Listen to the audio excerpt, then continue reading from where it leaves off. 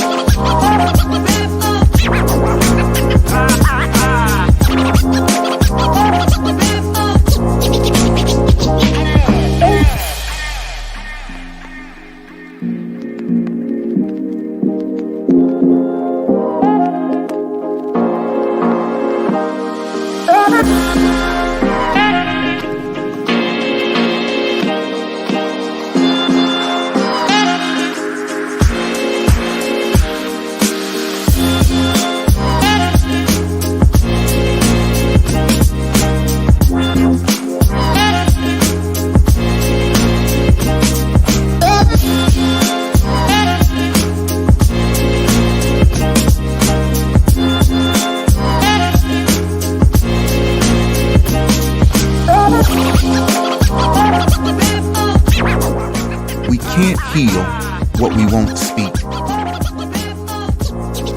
We can't understand what we won't hear.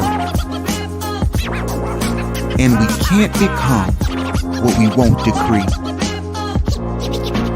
The time is now. The moment is now. Let's communicate.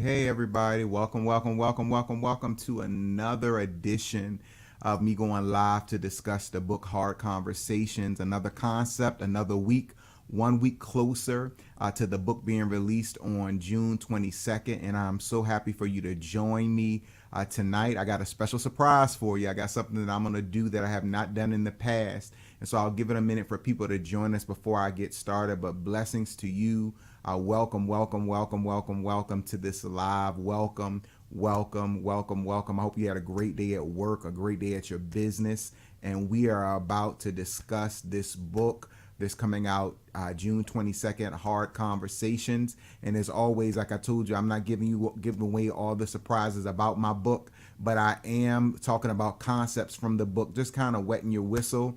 If you have not picked up the new single that's out now that was inspired by the book called You're Real, you can pick it up anywhere that music is sold. So I thank you for joining me. I'll give it a couple of more minutes for some of our different platforms.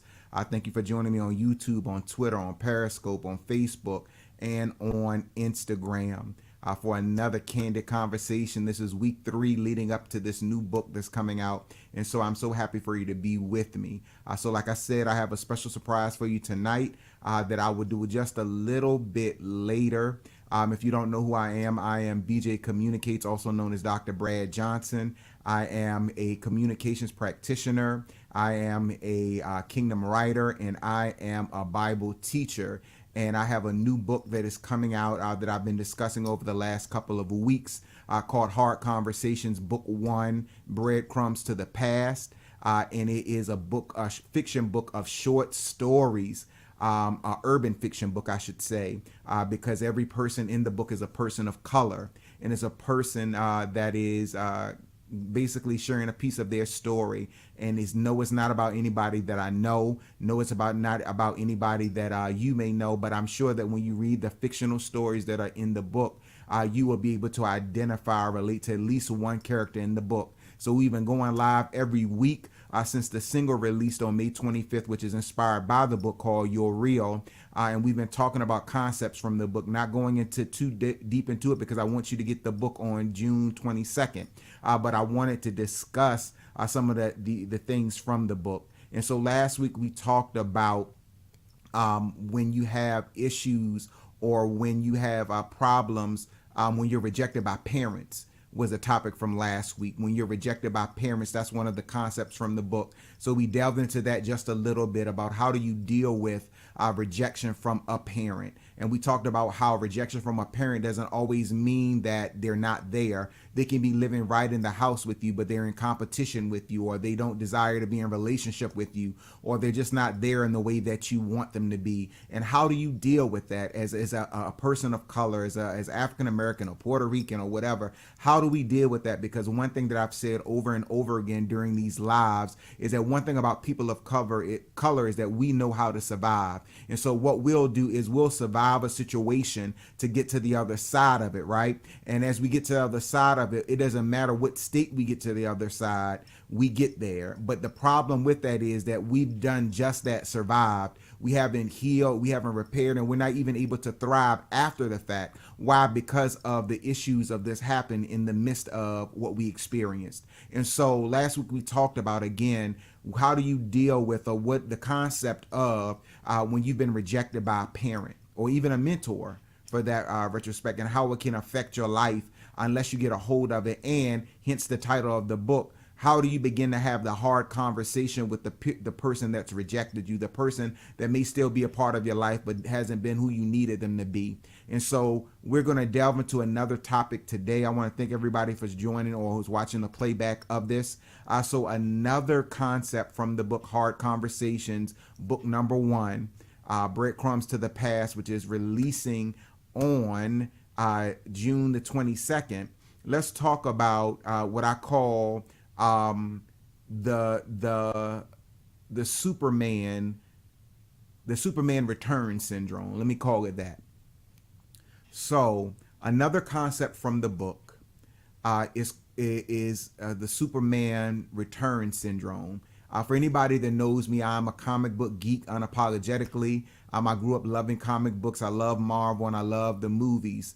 And so there is a concept that you've seen it in, even played out recently in the movies, where Superman is killed in battle and Superman dies. And then all these other Supermen come into play trying to take Superman's place because Clark Kent, and hence Superman, has died. And then there's a comic book that came out when I was growing up called Superman Returns, right? And so Superman dies, he's killed in battle by, I can't think of his Doomsday. He's killed in battle. All these other characters try to fill Superman's shoes. None of them can quite fill Superman's shoes. And then Superman is miraculously brought back to life. And the name of the comic book is called Superman Returns, right? It's called Superman Returns. So I want to talk another concept in the book that one of the characters deals with. The book, again, is Hard Conversations, if you're just tuning in. The book, in the book Hard, so one of the characters deals with the Superman Returns syndrome. What is Superman Return syndrome, or the lack thereof? What that means is, what do we do as a people when the people that we've looked up to, the people that have inspired us, never return, meaning that they never become, or they fail us and never return to the place that we once held them in? How do we do that? Sometimes we can have such high expectations of people. We thought that people are great preachers, they are great mentors, they are great business people. And then you get to know them personally, and you find out that there's something in their character that devastates you. There's something in their character that has caused you to feel like, oh my God, I can't believe that this person is a person that I looked up to. And so it beckons me to ask the question, or to make this statement, what do we do when Superman doesn't return? When the image that you've built for someone is shattered by indiscretion, is shattered by what we discover about them, is shattered by something or a fall that they take. How do you rebuild your life, and how do you move on? And even if there's still somebody that you're still in a relationship with, how do you begin to have the conversation of how they let you down, while keeping in mind or taking into account the fact that they are imperfect just like you are, right? And so in the book, one of the characters deals with someone that they really looked up to, someone who had painted an image for them, that they were this, that, and all of that, only to discover that they were living a double life.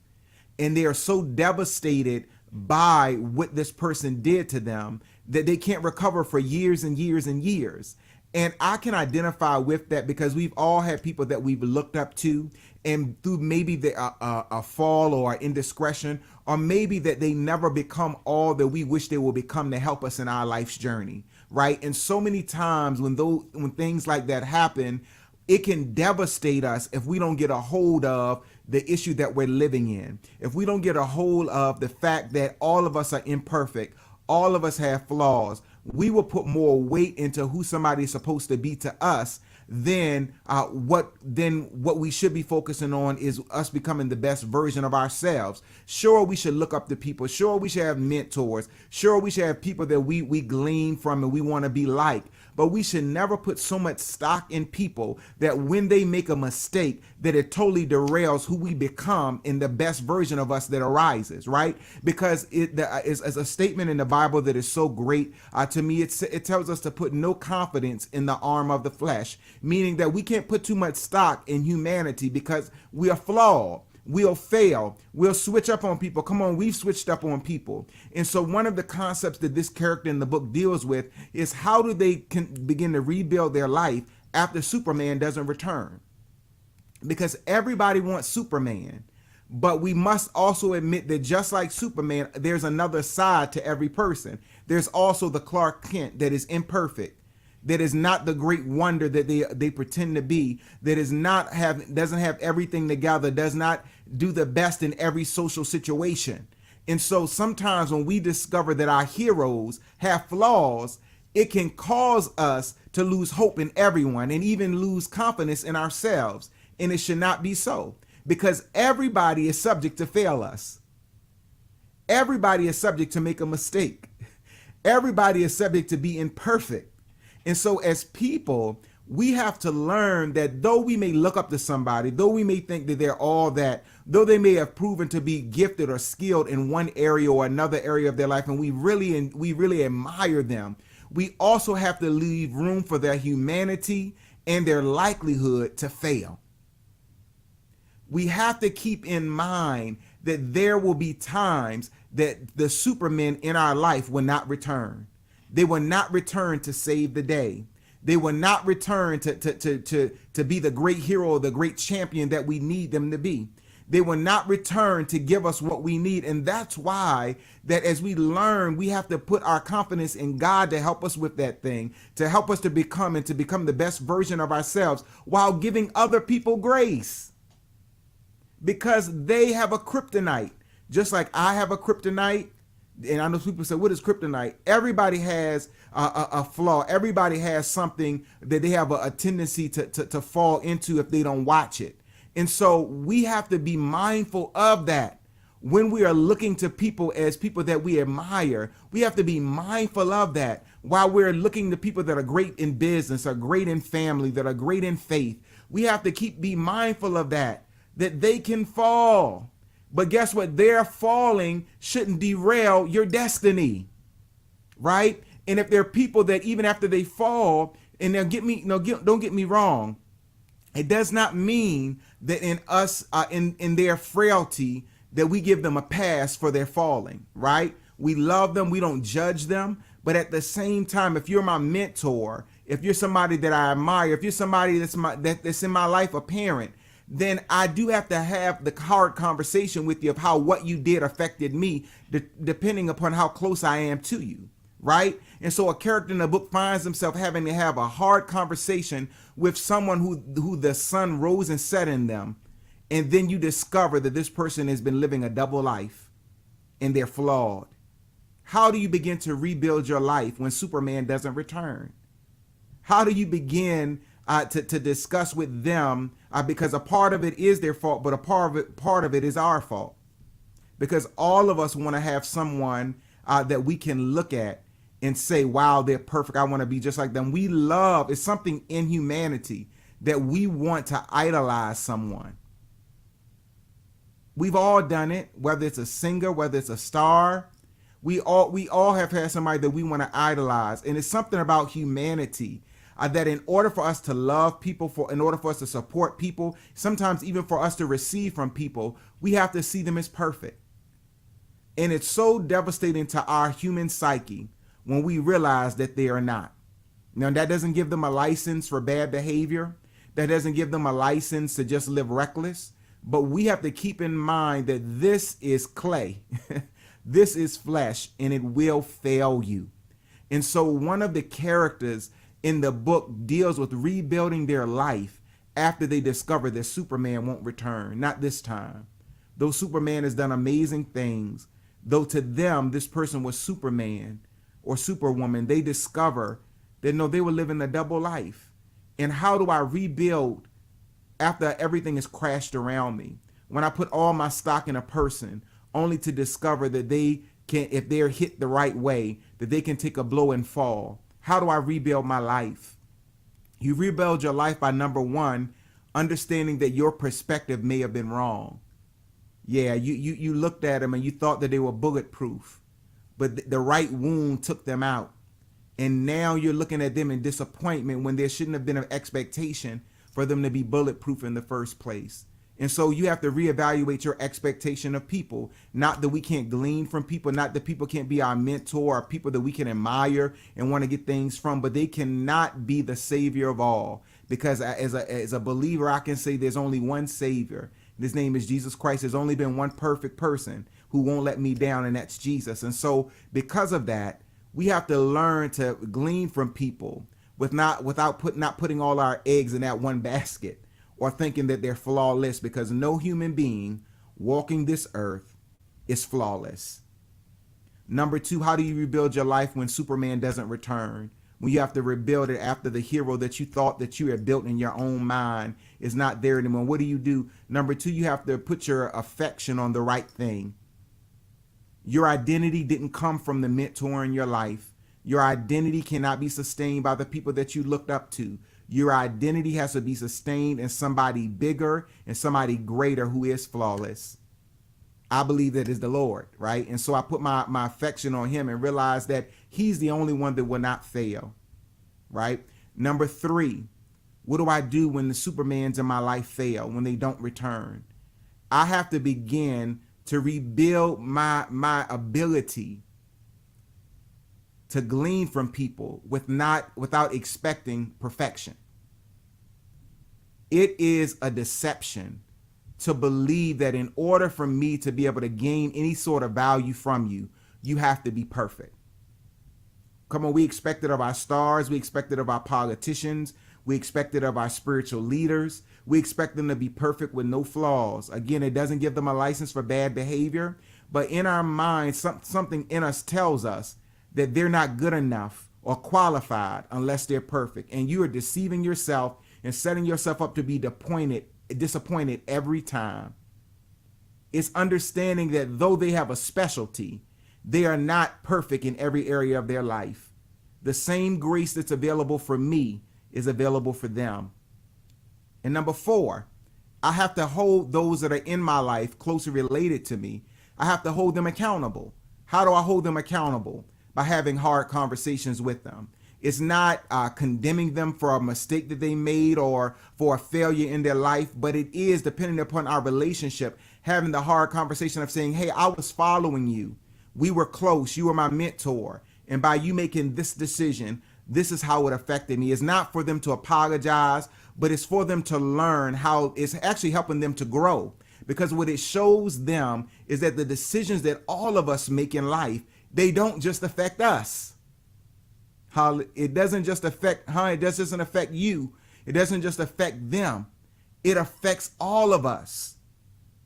Jesus uses a great parable in the Bible. He says that when you strike the shepherd, the sheep will scatter. And it's not just for in a church setting or in a spiritual setting. It's natural leaders as well. Employees are thrown off when the CEO of the company is caught up in a scandal, right? Our families are thrown off when the fathers and mothers are caught in some type of indiscretion. And so it doesn't just affect you. And so by having the hard conversation with the mentors in our life, it helps them to gain perspective on how not to repeat the same pattern again. And so we all have to think about, we all will have people to fail us. We all will have situations, obligations, things that arise that kind of takes the wind out of our sails. but we have to enter those situations with grace. We have to have the conversations with those that we seem to look up to and admire, if we're close enough to them to have the conversation, not to hurt them, but to help them, to see the effect and the influence. The greatest gift of leadership is influence. And so as we influence people, we need to ensure that we have the hard conversations with them. And while we're influenced by people, we have to have the hard conversations with them so that they can grow by gaining that positive feedback and know how their life is being poured out to others. All right. And so again, this is BJ Communicates, the new book that's coming out. We're just discussing the concept of Superman not returning. And we're talking about, that's another concept from the book. I'm not giving away all my goodies tonight, but we are talking about this book, Hard Conversations, book number 1, Breadcrumbs to the Past, that is coming out on June 22nd. You can get your digital copy on June 22nd. If you want a hard copy, you can also order that from anywhere online books are sold, and it will be shipped to you. And when you see me in person, whether it's at an event, whether it's at an event or a church or on the street or in Walmart, I will sign your book for you if you're getting a hard copy of the book. But it is coming out June 22nd. The single, You're Real, is already out. That's inspired by the book. So I hope you've downloaded it. I hope you've streamed that a bunch of times. I hope you've sent it to someone, and that it's helping them to learn who they are and what's possible in their life, and helping them to become the best version of themselves. Because as I've said many times before, hard conversations are God conversations, and hard conversations are real conversations, and real conversations are God conversations. You can't get to the root of the issue, and you can't become all that you are meant to be without having the hard conversations with those that surround you in your life, right? And so I want to do something special for you. I told you I had something special on social media today. I want to share with you the book cover. So I received the book cover this week, and I want to share it with you. This is an exclusive, the book cover. So this is the book cover. So when you go searching for the book on June 22nd, I really need your support, need your help to get the book. Don't just get it. I need a husband and a wife, a sister and a brother. Don't share. Come on, support me. Get the book. I'm telling you, it's good. It's short. It's not that long. I think it's 104 pages, 104, maybe 140 pages. And it is filled with stories that'll keep you on the edge of your seat. It's fiction, short stories all throughout the book. So I want you to support it and get it. All people of color, people that look like you, sound like you, talk like you, from cities like you're from. I want you to get it, and I want you to give me feedback on what you think once you have it in your hands. But let's go ahead and look at the book cover. And if you're watching now, I want you to give me feedback in the comments. Instagram, I will share it with you in just one moment. And I think that I can share it with you. Yes, I can. So I'm going to share it with you, Instagram, right now. And I am going to share it with everyone else as well. So Instagram, here is the book cover. You can see it on Instagram. All right. And so for you all that are on all my other social media platforms, I want to share it with you as well. The book cover is here. So this is the book cover. When you log in on June 22nd to your favorite platform, I want you, this is what you're looking for: Hard Conversations, book number 1, Breadcrumbs to the Past. This is the book. I am so excited about this venture into urban fiction. And I want you to look at it. Tell me what you think. Give me some comments. Thank you, Marbeth. I appreciate it. Give me some comments. What do you think of the cover? I wanted it to be very, very influential. I didn't want it to be too crazy. I didn't want it to be filled with people that don't look like us. And so this is the book cover, Hard Conversations. Give me some. Okay. Thank you. Very inviting. That's dope. Awesome. Thank you so much. This is the book that is coming out June 22nd. at midnight. From then on, you can order your copy of this book, Hard Conversations by BJ Communicates, right? And so I want you to pick it up. Thank you. Thank you. Thank you. Sometimes our past is what's fighting our future. And so we have to deal with our past in order to make it to our future, not just to survive our past. We have to address our past in order to move into our future and thrive, not just live, not just exist. To thrive, we have to address our past. And a lot of times that happens with having the hard conversation. And so this is the official cover of the book. Any other feedback? Any questions about the book? I'm not giving you the specific details about the stories because I want you to read it. But you can give me some comments wherever you are. If you have a question about the book, a question about anything dealing with the promo for the book, any questions about the music that is out now, the single You're Real. It's doing extremely well at radio.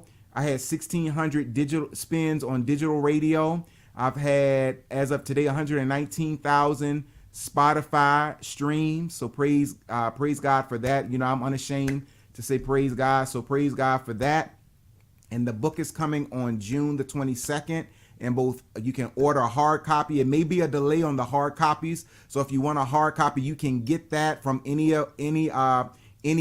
bookstore, online bookstore. But it may be a slight delay in them shipping it out to you for that. But the digital copy, you can get it right away on Kindle, on iBooks, whatever your I think it's Kindle, Kindle, Amazon Books, or you can get the digital copy right away, and then they'll ship you out the hard copy of the book, right? And so I want to thank you. Yeah, the great cover. I appreciate it, Elvin. Thank you so much. And so this is the book, Hard Conversations. It'll be June 22nd. And so I'm excited about it, y'all. I want to thank you all for joining me. As always, we leave each one of these sessions, each week when I'm coming back. So we have about 3 weeks, 2 weeks before the book comes out, right? And so on the release date, I will be going live. And on that date, I want you if you delve into the book, maybe you'll get through the whole book in one sitting, or in that same day. If you're an avid reader like that, I want you to give me your feedback on what you thought of the book, or one story from the book if you start reading on that day. So by the time I go live at 7:30 p.m. Eastern Standard Time on June 22nd, if you read a chapter of the book or 2 chapters of the book, tell me your feedback so far. It is the start of a series. So this is just the first book. This is just the first book in the series, Hard Conversations. And so I want your feedback on the date when I go live. So I'll be back next Tuesday, and then on release Tuesday, I will be back as well discussing the book, and you can give me some feedback from the book, and give me some reviews wherever you purchase your book from. Give me some reviews on that particular site of what you think of the book, or what you're expecting from the book, what you think or what you expect. I really appreciate it. And as always, before we close out, I am going to play the song that hopefully you've heard, hopefully you've downloaded. Hopefully you've downloaded the song already or streamed the song a bunch of times. And so I'm happy for that, and I thank you for that. So let's play the song as our outro. And I thank you, and you can join me again next Tuesday. You can share this broadcast or this live if you wish. I certainly appreciate you. Let's jump into the music.